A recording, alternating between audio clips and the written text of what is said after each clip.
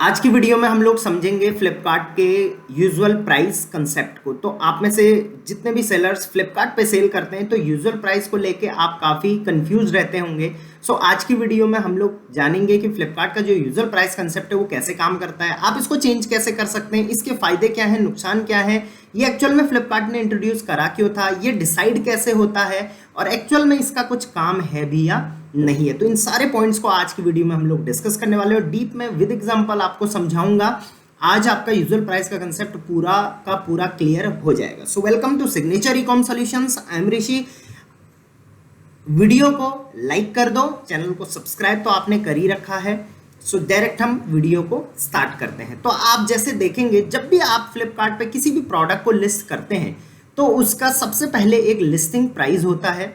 Listing price का मतलब जितना प्राइस आपने उसका अपने एंड से एंटर किया हुआ है। देखिए आप देख सकते हैं इस प्रोडक्ट का जो प्राइस है वो 255 रुपीज़ आपने एंटर कर रखा है। इसको हम चेंज भी कर सकते हैं। उसके बाद यूजुअल प्राइस को हम छोड़ते हैं, यहाँ पे फाइनल प्राइस आता है आपका। तो फाइनल प्राइस क्या होता है?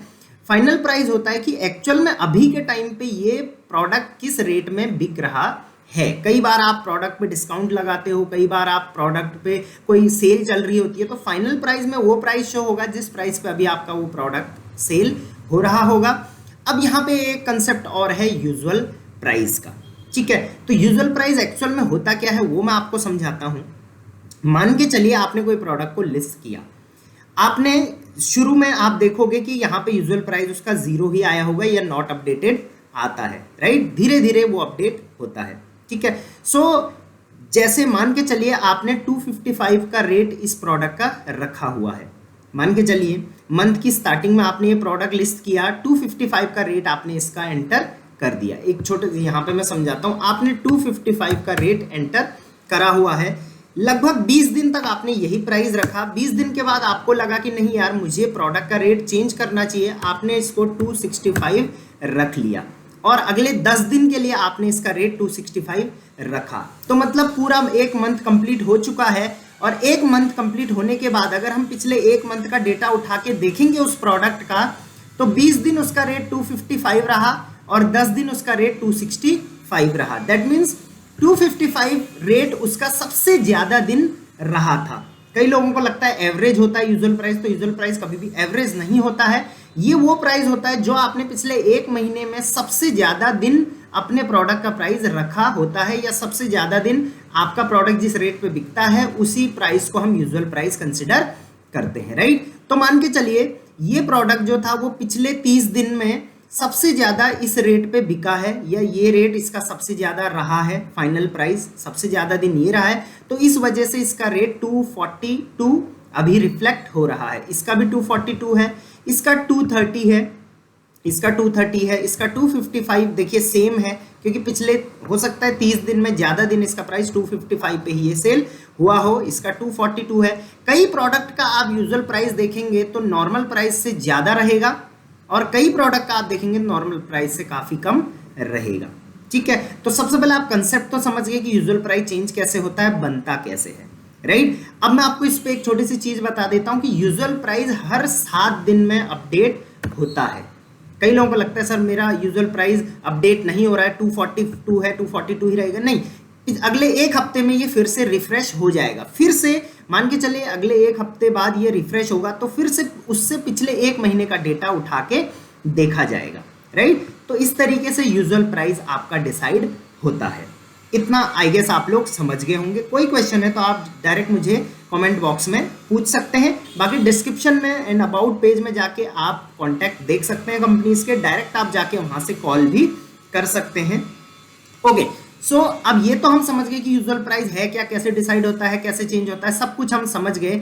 अब अगर आपको मैन्युअली कोशिश करनी है कि यार मैं अपना यूजुअल प्राइस को चेंज करूं, कई सेलर मुझसे ये क्वेश्चन करते हैं कि सर मुझे अपने यूजुअल प्राइस को चेंज करना है, तो मैं इसको कैसे कर सकता हूं। तो यूजुअल प्राइस को चेंज करने का सिंपल सा मतलब है, आप जितना भी यूजुअल प्राइस बनाना चाहते हैं उस रेट में आप अपने प्रोडक्ट को ज्यादा से ज्यादा दिन तक सेल करिए, तो आपका यूजुअल प्राइस चेंज हो जाएगा। सिंपल सी बात है, मैक्सिमम सेलर को ये इश्यू आता ही आता है, ठीक है। तो अब ये तो हमें सारा कंसेप्ट क्लियर हो गया। अब देखते हैं कि एक्चुअल में ये कंसेप्ट जो यूजुअल प्राइस का कंसेप्ट है, ना ये अमेजोन में होता है, ना ये मीशो में होता है, ना ही किसी मार्केट प्लेस पे है। तो ये फ्लिपकार्ट ने एक्चुअल में बनाया क्यों है, तो इसके पीछे का एक्चुअल रीजन क्या है कि पहले क्या होता था, पहले यूजुअल प्राइस का कंसेप्ट नहीं होता था। तो पहले क्या होता था, सेलर्स क्या, क्योंकि सेलर्स बहुत घपला करते थे इसमें, राइट। तो होता क्या था पहले कि मान के चलिए 5 दिन बाद सेल आने वाली है या 10 दिन बाद फ्लिपकार्ट की कोई बड़ी सेल आने वाली, चाहे वो बीडीएस सेल हो, बीएसडी सेल हो, एंड ऑफ सीजन सेल हो, या फिर आपका बिग बिलियन डे हो, राइट। तो सेलर क्या करते थे, सेल से पहले अपना प्राइस बढ़ा देते थे।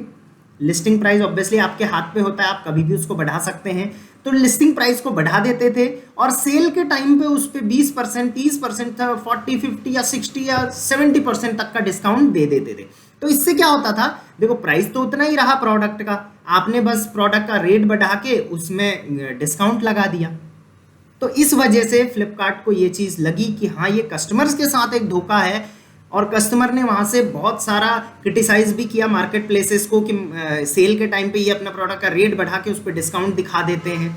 तो इसको सबको प्रॉपर तरीके से स्मूथ करने के लिए फ्लिपकार्ट ने यूजुअल प्राइस का कंसेप्ट निकाला था, क्योंकि आपको जैसे पता है यूजुअल प्राइस आप 1-2 दिन में, 5 दिन में, 10 दिन में चेंज नहीं कर सकते, कम से कम 1 महीना उसके चेंज होने के लिए लगता है। अगर आप अपने एंड से भी चेंज करने की कोशिश करें तो, जैसे मैंने बताया था कैसे चेंज होता है वो मैंने आपको बता दिया, ठीक है। तो अब होता क्या है, जो भी सेल आती है फ्लिपकार्ट पे, जैसे बड़ी बड़ी जो भी सेल आती है 4 दिन की, 5 दिन की, 10 दिन की सेल्स जो आती हैं, वो मैक्सिमम जो सेल होती है वो यूजुअल प्राइस पे लगती हैं। जैसे आप देख सकते हैं usual price discount, usual price discount, या आप ऊपर यहाँ पे ऑफर टाइप में देखेंगे तो पहला यूजुअल प्राइस डिस्काउंट होगा। इसको अप्लाई करेंगे तो देखेंगे जितनी भी सेल्स इवेंट हैं, अच्छे सेल्स इवेंट है, ये सारे आपके यूजुअल प्राइस पे डिस्काउंट लगते हैं, ना कि आपके लिस्टिंग प्राइस पे, राइट। तो फ्लिपकार्ट का यहाँ से काफ़ी ज़्यादा फायदा हो गया, कस्टमर के लिए भी काफ़ी अच्छा हो गया। हाँ, सेलर्स के लिए, जो सेलर ऐसा घपला करते थे उनके लिए थोड़ा ये दुख, मतलब एक गलत चीज़ हो गई, बट कहीं ना कहीं फ्लिपकार्ट के पॉइंट ऑफ व्यू से और कस्टमर के पॉइंट ऑफ व्यू से ये बहुत अच्छी चीज़ हो गई थी, राइट। तो ये था आपके यूजुअल प्राइस का कंसेप्ट। आई होप ये यूजुअल प्राइस का पूरा कंसेप्ट आपको समझ में आ गया होगा।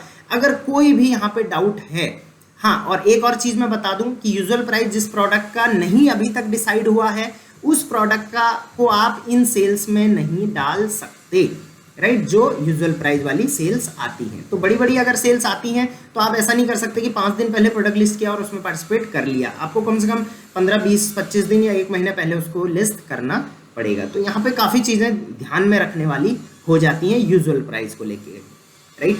आई गेस यूजुअल प्राइस का पूरा कंसेप्ट आपका क्लियर हुआ होगा। अगर आप और पढ़ना चाहते हैं तो आप यहाँ पे हेल्प पे जाके यहाँ पे यूजुअल अगर लिखेंगे, मैं आपको शो कर देता हूँ, अगर आप यूजुअल यहाँ पे लिखेंगे तो यहाँ पे व्हाट इज यूजुअल प्राइस आ जाएगा, how to calculate usual price. तो इसको भी आप चाहें तो पढ़ सकते हैं, वैसे आप पढ़ने की जरूरत पड़ेगी नहीं क्योंकि मैंने आपको प्रॉपर्ली समझा दिया है। बाकी किसी भी और टॉपिक के रिगार्डिंग वीडियो चाहिए, Flipkart, Amazon, Meesho, online shopping, कोई भी, तो आप डायरेक्टली कॉमेंट्स में मुझे बता सकते हैं।